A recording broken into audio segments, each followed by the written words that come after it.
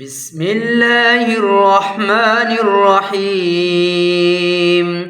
القارعة ما القارعة وما أدراك ما القارعة يوم يكون الناس كالفراش المبثوث وتكون الجبال كالعهن المنفوش فأما من ثقلت موازينه فهو في عيشة راضية وأما من خفت موازينه فأمه هاوية وما أدراك ما هي نار حامية.